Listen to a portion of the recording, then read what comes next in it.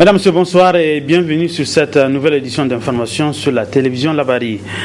Le mercredi 20 mars dernier a été inaugurée la nouvelle cimenterie de Malbaza, une cérémonie qui a été présidée par le chef de l'État, son Excellence Issoufou Mahamadou. Une inauguration qui vient renforcer le secteur industriel de notre pays. Le compte rendu avec nos envoyés spéciaux Ali Sissé Ibrahim et Halidou Brema. La relance du secteur industriel de notre pays est en marche.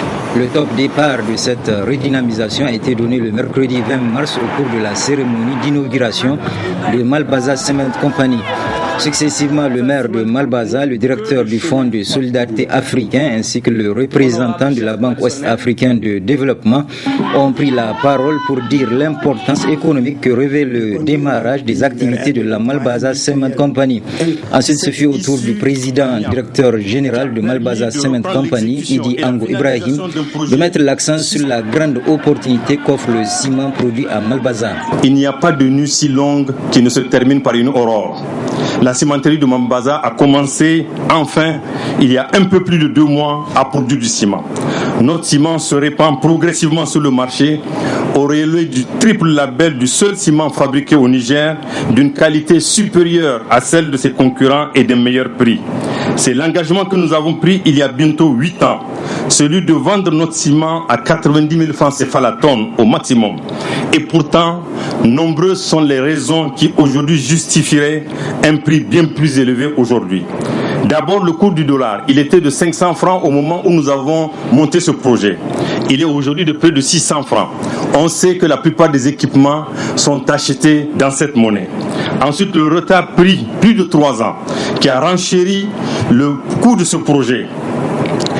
Nous avons respecté pourtant ce prix fixé il y a 8 ans, alors que nos concurrents vendaient à cette époque aux Nigériens la tonne de ciment à un prix supérieur à 140 000 francs CFA. Et pourtant, à peine notre première tonne de ciment produite, ces derniers n'ont pas tardé à réagir en utilisant l'une des méthodes les plus détestables de la pratique commerciale, à savoir le dumping. Par la suite, après la coupure du ruban qui marque le lancement officiel de la production du ciment de la nouvelle cimenterie de Malbaza, le chef de l'État Issoufou Mahamadou a visité les installations modernes de la nouvelle usine. À la fin de cette visite, le président de la République a mis en exergue la source d'enrichissement que constitue Malbaza Cement Company. Malbaza Cement Company va contribuer à enrichir notre pays. De manière générale, il faut savoir que quand dans un pays on produit et on consomme ce qu'on a produit, on s'enrichit. Dans un pays, quand on produit et qu'on exporte ce qu'on a produit, on s'enrichit. Mais dans un pays, quand on importe, on s'appauvrit. Production et consommation de ce qu'on produit ou exportation, c'est l'enrichissement. Par contre, l'importation est synonyme d'appauvrissement. Je me félicite du démarrage de cette entreprise qui va enrichir notre pays. Je me réjouis de cela, mais je me réjouis encore davantage de ce que le capital de la société est détenu, je crois, à plus de 95% par des privés nigériens. Cela va donc dans le sens que nous, Nigériens, au niveau du gouvernement, nous voulons, c'est-à-dire l'émergence de capitaines d'industrie. Le DG est un exemple, c'est un pionnier. J'espère qu'il sera suivi par beaucoup d'autres Nigériens. À n'en point douter, avec Malbaza Cement Company, la revitalisation du secteur industriel de notre grand pays, le Niger, est sur la bonne voie. Ce qui reste maintenant revient aux populations nigériennes qui doivent faire preuve de patriotisme en achetant exclusivement le ciment fabriqué par le Malbaza Cement Company. Le redémarrage de la production du ciment par la Malbaza Cement Company est un atout de taille pour l'économie de notre pays. Quel est l'impact de la reprise de la production du ciment à Malbaza sur l'ensemble de la société? Élément de réponse dans ce sujet préparé par nos envoyés spéciaux Ali Sissé Ibrahim et Halidou Brema. De la société nigérienne de cimenterie en passant par la nouvelle cimenterie du Niger, l'usine de production du ciment propre à notre grand pays, est devenue actuellement Malbaza Cement Company, installée sur une superficie de 800 hectares. La nouvelle cimenterie de Malbaza est dotée de moyens à la pointe de la technologie. Avec une capacité de 650 000 tonnes par an, Malbaza Cement Company tire son avantage de la proximité et de la qualité des matières comme le calcaire, le sable, l'argile et le gypse qui sont utilisés pour fabriquer le ciment. Mohamed Nouri Zakari, responsable du département technique, explique les avantages que donne l'implantation de Malbaza Cement Company. C'est une joie pour nous de voir en tout cas ces gigantesques installations qui sont d'une capacité aujourd'hui de 650 000 tonnes par an, qui sont équipées en tout cas d'une technologie de pointe. Vous avez vu ensemble qu'il y a un seul centre de contrôle où tout est visible, où tout est visité de long en large. Et c'est une fierté pour nous aujourd'hui, parce que de la carrière à l'ensachage du ciment, le suivi, si vous voulez, le traçage de la qualité du produit, l'analyse de la qualité du produit, la production du produit, l'extraction des matières premières, la maintenance de tous ces équipements, tant sur le plan mécanique et électrique, je vous assure que c'est fait par des Nigériens. Et ça, c'est une fierté pour nous tous. Donc, ce projet-là, il crée, avec ce projet-là, on crée des emplois, au moins dans 1 millier d'emplois, directs et indirects. Et cela, en tout cas, va au profit de toute la région de Tawa, pour ne pas toute la région du Niger. Selon toujours les explications fournies par Mohamed Nouri Zakari, le ciment produit dans la nouvelle usine offre toutes les garanties de qualité comparativement au ciment qui est importé. Et nous avons travaillé avec des clients, à titre d'exemple, en tout cas qui sont difficiles. Je vous parle des Chinois. Ils sont venus une fois ici, ils ont pris notre produit, ils l'ont analysé au niveau de laboratoire national de Niamey. Ils ont pris le produit, ils l'ont envoyé en Chine. Ils ont étudié, ils ont analysé avant de venir passer commande. Je vous dis que la raffinerie de Zandara a été faite entièrement avec le ciment de la SNC. C'est pour vous dire que par rapport à la qualité, en tout cas, je peux vous assurer que nous ne craignons rien. Nous avons une expérience là-dessus, une expérience qui a été démontrée et certifiée. Pour la petite histoire, en 2011, nous avons été certifiés par AFNOR. Donc c'est pour vous dire que la qualité est par rapport à ça. Franchement, nous avons de la compétence. Quant aux habitants de la ville de Malbaza, la reprise de la production du ciment dans leur localité est une grande chance qui a réveillé l'espoir au sein de la population. Si vous voyez ici, ça c'est du ciment de Malbaza. Déjà, il y a en vente. Et partout, si vous voyez, vous allez le trouver sur le coin de vente de Malbaza. Vraiment, si vous avez constaté, vraiment la ville a déjà changé. Vu avec le démarrage de cette usine, vraiment l'économie commence à se rehausser. Vraiment, on voit un grand changement. Les activités vont bon train. Il fut un moment où vraiment il y avait une léthargie qui était vraiment créée avec l'arrêt de la cimenterie. Et en attendant effectivement la construction de la nouvelle cimenterie, les gens ont un peu souffert. Mais néanmoins, toutes ces souffrances maintenant ont été surmontées avec vraiment la production du ciment qui a commencé. Aujourd'hui, les gens se vaquent normalement à leurs occupations, le commerce a repris et que chacun se retrouve dans ses activités. Et la ville est pleine maintenant, vous voyez même le parking de la mairie, il est plein de camions qui viennent chercher le ciment. À tout temps, il y a des activités à faire. Ainsi, les populations nigériennes dans leur totalité ont le devoir d'apporter leur soutien à Malbaza Cement Company. Et plus que jamais, le slogan « Consommons nigérien » mérite qu'on l'applique au ciment produit dans notre pays.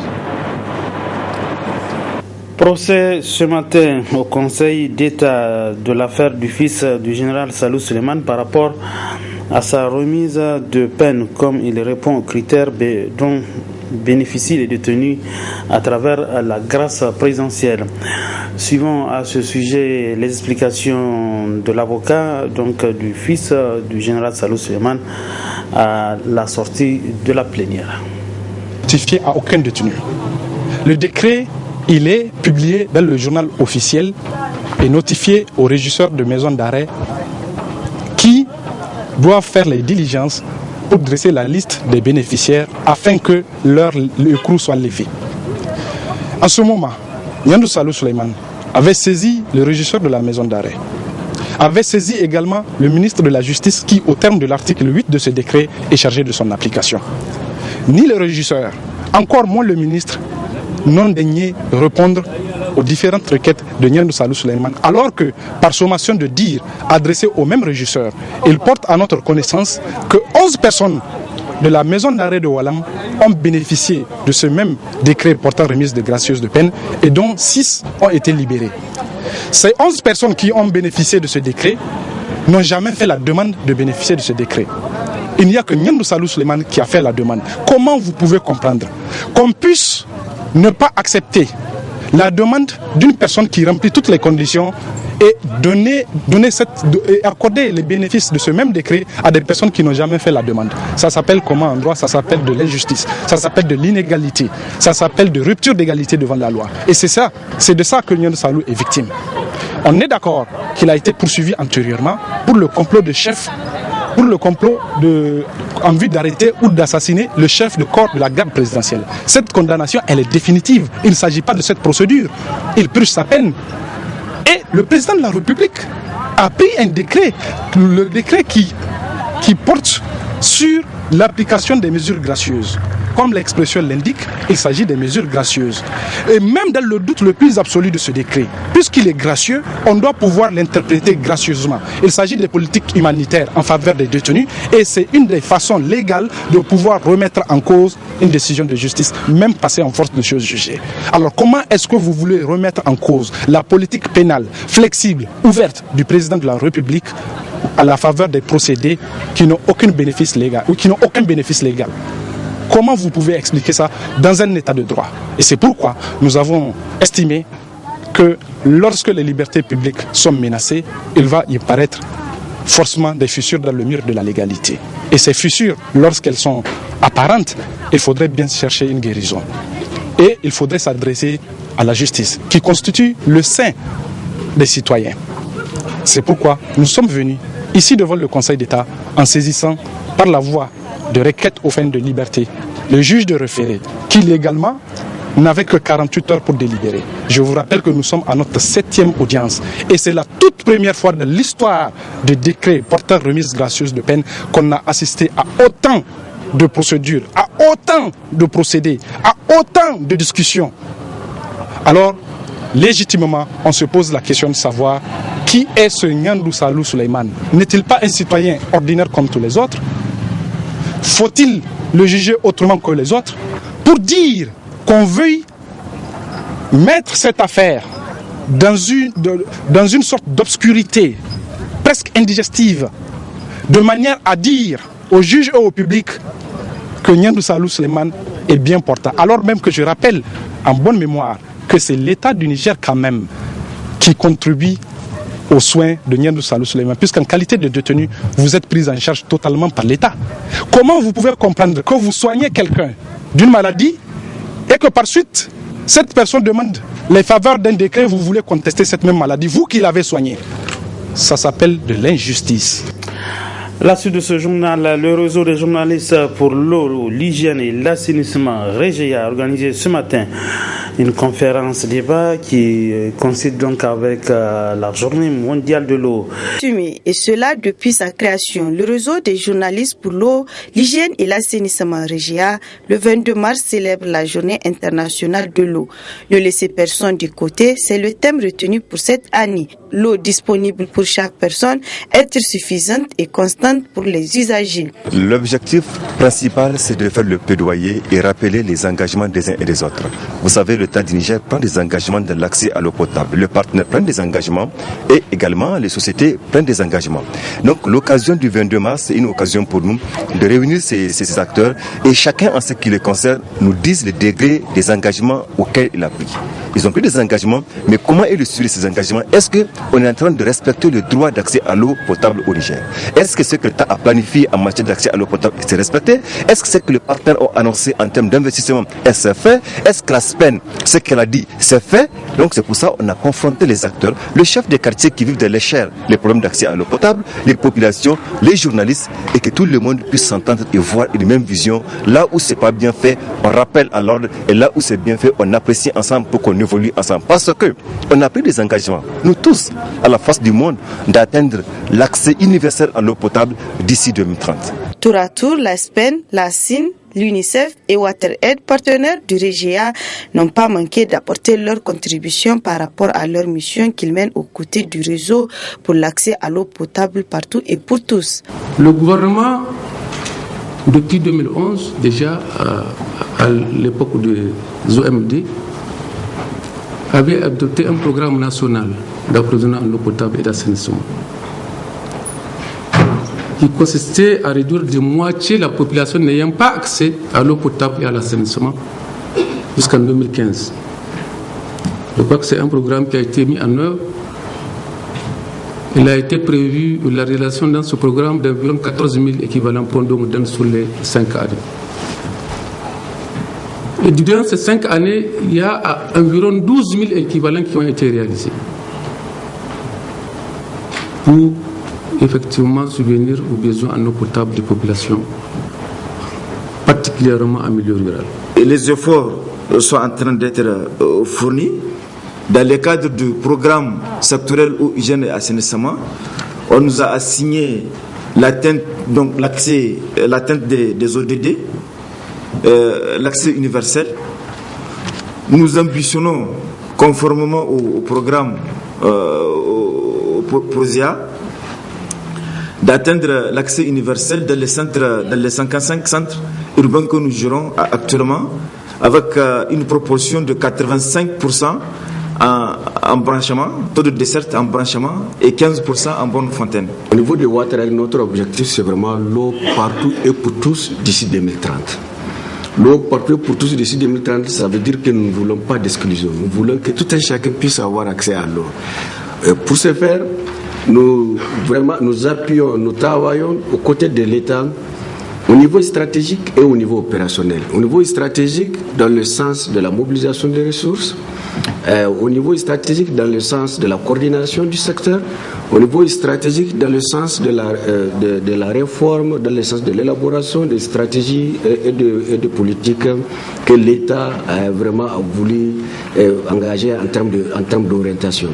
La deuxième du genre, le réseau des journalistes pour l'eau, l'hygiène et l'assainissement ne cesse de mener son combat pour qu'il y ait une eau potable suffisante et cela sur toutes les zones du Niger en général d'ici 2030.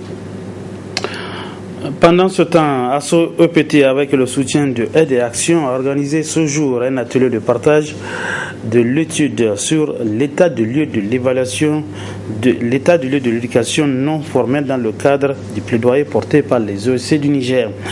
Objectif, mobiliser tous les acteurs autour des enjeux de l'éducation non formelle sur la base de cet état des lieux. Le compte rendu de Ariad Salah. Les acteurs de l'éducation réunis autour de l'ASSO EPT et l'ONG internationale Aide et Action sont en atelier de partage de l'état des lieux de l'éducation non formelle, dont l'objectif est de conduire un plaidoyer pour la prise en compte des données statistiques de l'éducation non formelle dans les statistiques officielles et l'allocation substantielle des ressources du Fonds commun à l'éducation non formelle. L'état des lieux réalisé par ASSO EPT nous permettra non seulement de dégager les problématiques majeures liées au secteur de l'alphabétisation et de l'éducation non formelle, mais aussi de fournir des données en soutien au message des plaidoyers que nous serons amenés à conduire. L'atelier de ce matin se veut donc un cadre de mobilisation de tous les acteurs autour des enjeux de l'alphabétisation et de l'éducation non formelle au Niger sur la base de cet état de lieu. Cette initiative de la société civile active en éducation que nous sommes appuyés par nos partenaires vient en appui aux incessants efforts des autorités de notre pays de promouvoir l'alphabétisation et l'éducation non formelle. Dans le cadre du suivi des objectifs que le Niger s'est assigné relativement à son système éducatif, notamment à travers les programmes sectoriels de l'éducation et de la formation PSEF, il est nécessaire de disposer à temps de données statistiques fiables et inclusives pour suivre et évaluer les performances enregistrées. Aide et Action, cette ONG internationale qui œuvre pour que l'éducation change le monde, a financé cette étude et ce présent atelier en vue de dégager les problématiques majeures liées à ce secteur et de fournir des données en soutien au message de plaidoyer. Cet atelier s'inscrit strictement dans le cadre de la mise en œuvre du projet PASSEDUC, qui est un projet de promotion et de modélisation des passerelles éducatives au Niger.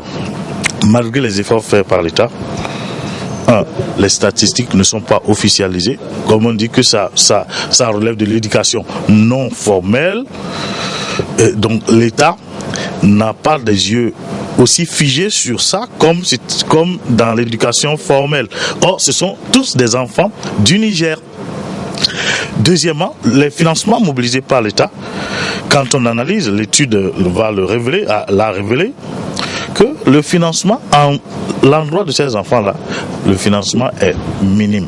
Comment faire en sorte que les acteurs de la société civile qui sont mobilisés actuellement là puissent porter le message pour attirer l'attention de l'État sur cet état de choses? Pas que l'État nigérien n'est pas au courant, mais c'est pour activer cette attention-là, pour que on prenne en compte les statistiques, mais on mobilise davantage de ressources en faveur de ces enfants qui sont aussi des Nigériens comme les autres. Les acteurs de l'éducation doivent fédérer leurs efforts en vue d'apporter leurs compétences à travers un plaidoyer soutenu pour faire de l'éducation non formelle un secteur des statistiques plus disponible et un financement à la hauteur de sa mission. Début ce matin de l'Assemblée générale ordinaire du cadre consultatif national des enfants et des jeunes, et une assemblée générale qui sera suivie d'un atelier national de renforcement des capacités sur les droits de l'enfant et le plaidoyer. D'autres précisions avec notre reporter Abdelrazak Léo. C'est la salle de conférence de l'ONG EPAD qui a servi de cadre à cette cérémonie d'ouverture de l'Assemblée générale ordinaire du cadre consultatif national des enfants et jeunes. Cette assemblée sera suivie d'un atelier national de renforcement de capacités sur les droits de l'enfant et le plaidoyer. Le CCNJ est une structure ouverte aux enfants et jeunes, filles et garçons dont l'âge est compris entre 14 et moins de 24 ans. Il a pour mission principale de promouvoir et de protéger les droits des enfants et les jeunes. En plus du bureau national, le CCNJ a des antennes dans les 8 régions du Niger. Pour mener à bien ses missions, le CCNJ a besoin d'une bonne structuration et d'une bonne organisation interne. C'est pourquoi les assises dont les travaux s'ouvrent dans quelques instants a pour objectif la présentation et l'adoption des textes statutaires du CCNEJ, le renouvellement des assises au niveau national. Ces assises interviennent après la TENI. Il y a un mois de cela, des assises régionales qui ont permis de mettre en place des antennes dans les 8 régions du Niger. Une cérémonie qui a reçu le soutien de la CONID et du ministère de la Promotion de la Femme et de la Protection de l'Enfant.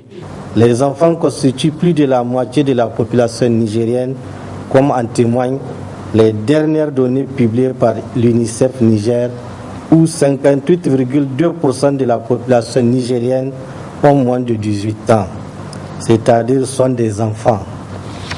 De ce fait, aucun avenir ne peut se réaliser sans la protection et l'implication de cette frange dominante de la société nigérienne.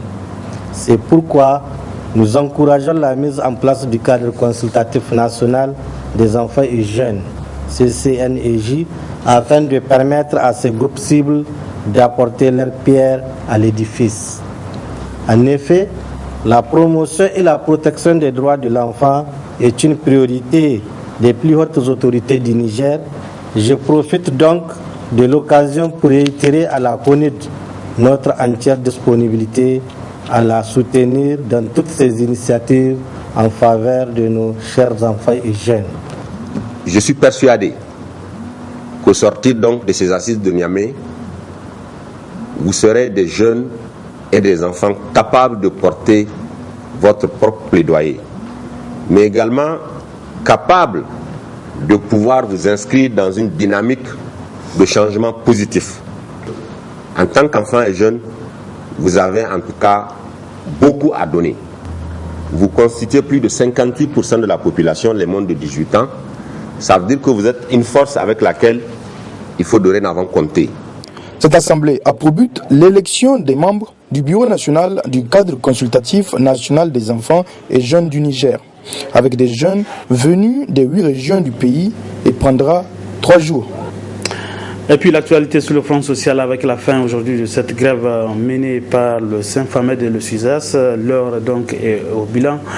Après les 48 heures de mouvement, le reportage et le bilan sur le bilan de cette grève du Saint-Famed avec notre reporter Hamza Sakou.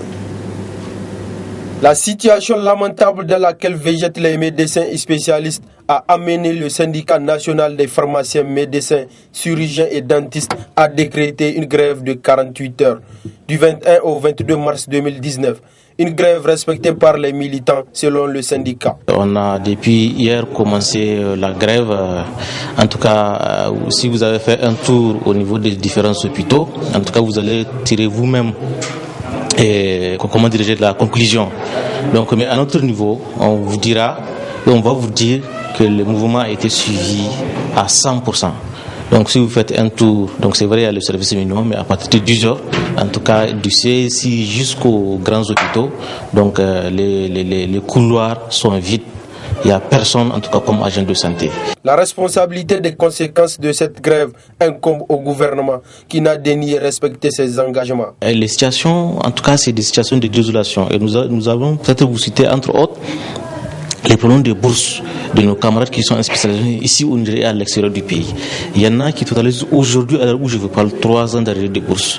Il y a 1 an ou 2 ans, on était effectivement en négociation avec le gouvernement, mais ça n'a rien donné. Et je pense que si c'est collaborer, on a tellement collaboré de sorte qu'aujourd'hui on dit que ça suffit. Même si c'est ton enfant, à un moment donné, il va finir par dire « Papa, ça suffit ». Et je crois que ça suffit. On a fait cette déclaration, on a donné un ultimatum qui a expiré, les gens là ne nous ont pas appelés. Donc le lundi, effectivement, on a déposé le préavis de grève de 48 heures. Et les 72 ont expiré. C'est vrai, ils nous ont appelés à négociation le lundi, bien entendu, mais les négociations n'ont rien donné. Et je vous dis, ce qui nous fait le plus mal. Aujourd'hui, quelqu'un qui totalise 3 ans d'arrêt de bourse, nous, on a demandé juste de payer sans délai 1 an d'arrêt de bourse et les gens sont incapables de payer. Et nous trouvons que c'est extrêmement dangereux, c'est extrêmement grave si un État accepte à ce qu'on refoule un étudiant qui lui-même il a envoyé pour se perfectionner et venir soigner sa population. Nous trouvons que c'est une situation extrêmement grave. Il va falloir qu'on tire les gens, il va falloir qu'on dise aux gens que ce que vous faites, ce n'est pas normal. Le Saint-Famed demande la compréhension de la population et réaffirme qu'il peut durcir le ton si leurs revendications ne sont pas prises en compte, tout en restant ouvert au dialogue. Et enfin du sport dans ce journal avec cette rencontre rentrant dans le cadre du 2e tour des éliminatoires de la CAN U23 qui a opposé cet après-midi au stade Jean-Seni Kountié le MENA U23 contre les éléphants de la Côte d'Ivoire. Au finish, victoire des éléphants de la Côte d'Ivoire qui se sont imposés sur le score de 2-1. La manche au retour va se jouer dans quelques jours au stade Félix Houphouët-Boigny du côté d'Abidjan. Et bien, juste après cette rencontre, nous avons recueilli la réaction des entraîneurs suivant le technicien ivoirien et juste après l'entraîneur qui est le coach du MENA U23. On fait montre de beaucoup de courage, de beaucoup de solidarité. Ils sont restés calmes. Je pense que c'est ce qui a fait notre force. Ça veut dire que déjà la match est gagnée? Non, je viens de le dire tantôt à votre collègue. Ces dernières années, ces derniers temps, il nous a été montré que les qualifications se jouent sur 2 manches, que ce soit à domicile ou à l'extérieur. Donc nous ne pouvons pas nous réjouir. C'est vrai qu'on est content, mais cette joie-là, au sortir de ce stade-là, c'est fini. Nous, on va se préparer comme si c'est maintenant que ça commençait. Nos poulains, quand même, ils ont donné le meilleur d'eux-mêmes. Mais comme vous l'avez si bien constaté aussi, au moment où nous poussons pour essayer déjà de marquer un premier but, c'est en ce moment qu'on encaisse un but anodin, un but très facile, sur erreur défensive une fois encore. On a cravaché encore, on a fait croire aux nos joueurs qu'ils peuvent revenir et même gagner ce match. Dieu merci, on a pu avoir l'égalisation aussitôt, mais encore une fois de plus, des erreurs les mêmes que dans les conditions qu'on a encaissé le premier but. Moi, je pense bien que dans le fond, on n'a pas à se réjouir, on n'a pas à rougir dans la mesure où il y aura une manche retour. Le gros souci, c'est tout de suite de faire les retouches sur le plan psychologique, de revoir le film du match et de mettre une stratégie dynamique pour aller chercher, arracher la qualification là-bas chez eux. Est-ce que c'est possible? Moi, je pense bien que c'est possible. Si vous avez remarqué le match, les 15 premières minutes, on a eu coup sur coup 3 ou 4 occasions qu'on n'a pas pu mettre au fond. Et l'adversaire a eu des situations favorables. Heureusement, l'adversaire a pu scorer. Moi, je pense qu'un match, c'est un tout. C'est un tout. On peut avoir des points forts. En ce moment, si on arrive à faire la différence, c'est sûr qu'on va sortir avec une qualification.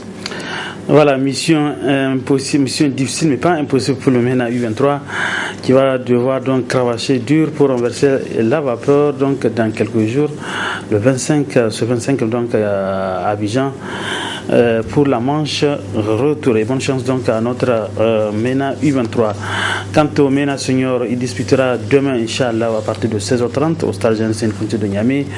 Un match contre les Pharaons d'Égypte. La rencontre s'inscrit dans le cadre de la dernière journée des éliminatoires de la CAN 2019 qui se déroulera du côté du pays de Mohamed Salah. Donc même si le MENA est éliminé de cette compétition, nos joueurs donc ont besoin de soutien public pour au moins sauver l'honneur demain au stade Janssen Kounti de Niamey.